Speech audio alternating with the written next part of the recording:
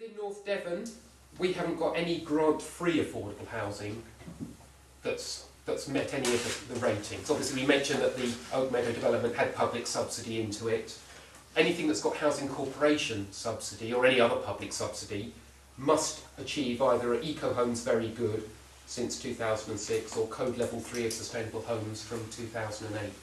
So if public subsidy's in, there's a minimum level of greenness that new developments must have.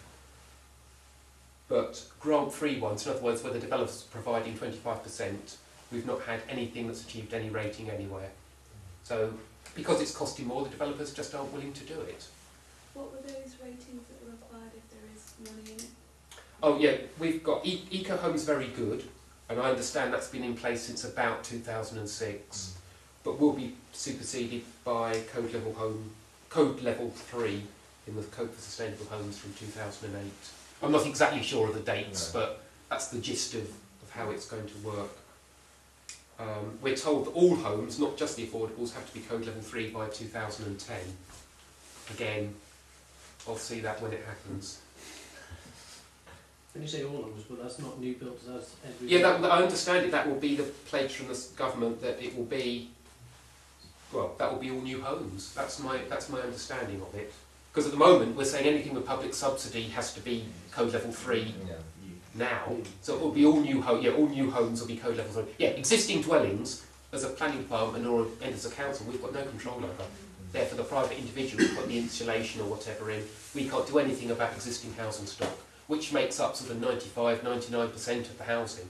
We can only control a small amount of the new build. If the old houses were then going to be sold, would you have any control at that point No. when they're going Only if they need planning permission. Right, to actually, in order to sell them on? Well, yeah, no, we wouldn't have any control over existing houses. Once it's built, planning is very much out of the picture. The only thing that might affect that in the future is the home buyers report, although that's really just a very weakened form of what it could be now, unfortunately. So that's not necessarily going to make much difference in terms of how environmentally friendly your house is when you sell it or buy it. There are grants for things like cavity wall insulation for people with lower incomes. Oh yeah, it's only Solar power. councils as a council has very much been promoting the energy efficiency because it's reducing the amount of energy you need in the first place. North Devon and Torridge, you both have a lot of fuel poverty, which I think something like 10% or more of your income being spent on fuel. It's a big issue, particularly with some of these low-income households. And particularly with some of the old cob buildings which take a lot of heating. areas without mains gas that are reliant on electricity. So it is a local problem that we need to, well, it is, I say we need to look at. It is seeking to be addressed, but there's a real problem out there. What you were just saying about the Code Level 3 stuff, Yeah. if someone is applying for planning permission to have like a large extension, would just the large extension need to be Level 3, or would they need to then make the whole house? At the moment, it's only new dwellings that we've got any control over. Oh, extensions, we aren't extensions. At the moment, we can't do anything. No. However, building regulations, when they're improved, may be able to, because they have to look at SAT ratings, which is to do with the insulation around the windows and things like that. But purely in planning terms, we would have no control over extensions unless the government changes the rules. There are some issues with what you were saying because the amount of glass in extensions and stuff like that has been limited for the same sort of reason. Yeah, something I'll comment on. We certainly have got some design policies that can influence things that we can't necessarily require or not. In fact, if I come on to that now, we've got a policy in the adopted local plan, so its development plan carries significant weight, which says commercial and industrial developments of 500 square metres gross or more floor space and residential developments of at least 10 dwellings will only be permitted where they incorporate the appropriate sustainable principles set out in a table. In other words, all development above a certain size must show that they've taken on board sustainable design and construction principles. It's not that they have to meet everything, but we have a list of 12 points, and we would require a developer to show how they've tried to address these issues. And if I just run through them quickly with you, basically promote energy efficiency, what are they doing within their development to try and take that on board? Promoting sustainable transport choices in the form of walking, cycling, public transport, show that you're either located near to a bus stop or you're linking into the local cycle network. Increasing safety, reducing the risk of crime through appropriate design and layout. Minimising the consumption and discharge of water and sewage by looking at sustainable urban drainage systems, recycling of water. Maximising the efficient use of land and buildings, in other words, very much a density issue, but also using existing building stock, or reusing existing building stock. Reducing the use of fossil fuels by incorporating renewable energy, heating and power systems. Minimising waste by providing appropriate facilities for the reuse and recycling of materials. Promoting health and well-being through the design and operation of buildings. Ensure they're capable of being adapted to meet changing lifestyles. They're all sort of design related. In terms of construction, ensuring important natural features and the biodiversity of an area are protected during construction. Maximising the use of previously developed land and existing building stock.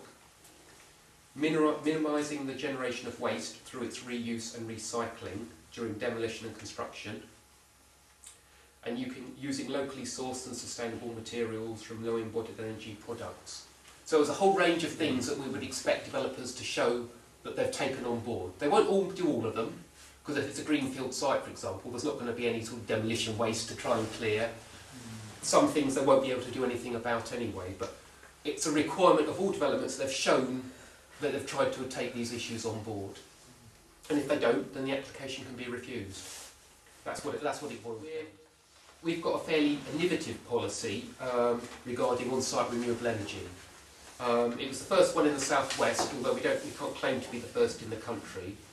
Basically says major employment and retail developments of 1,000 square metres and residential developments of 50 dwellings or more need to incorporate renewable energy generation on site to provide at least 15% of predicted energy requirements. In other words, find out your development, what energy use it's likely to have, and 15% of that needs to be met by on-site renewable energy. They can use whatever technologies they like, but they need to provide that on site. Whilst the thresholds for 50 dwellings, housing schemes below the threshold, but of a significant size, are also required to provide the renewable energy where feasible and viable. And the inspector at our public inquiry said he thought significant size was anything above 20 dwellings. The 15% energy source from renewables, did you get that from the Merton Borough? It's related to the Merton one. It's an adaptation of it, but it's very similar to the Merton policy. Okay. They did it first and we copied them. Yeah, there's quite a lot of uptake on that, yeah, that's cool. But they asked for 10%, we're asking for 15%. For a complicated series of reasons, but... Croydon's asking for 30. Yeah, well that's right. It came from the regional plan, the South West regional plan, said 11 to 15% of the energy generation in the South West region should be renewables, which is where we took out the 15 from. But that's adopted and it is working, or it is making a difference. Is that compulsory? Yes, it's compulsory. It's an adopted policy in the development plan, so it will kick in, albeit it's only developments above the size threshold, so 20 dwellings or 1,000 square metres. You say 20 dwellings? 20 dwellings, because it said other schemes of a significant size, which the inspector said is 20. So 50 it definitely has to be. 50 definitely, but 20 where it's feasible and viable, and no development has yet shown that it's not feasible and viable. So we're taking it through. We've had a number of developments approved using that policy. We haven't actually got anything on site yet, but in principle there will be probably over the next year.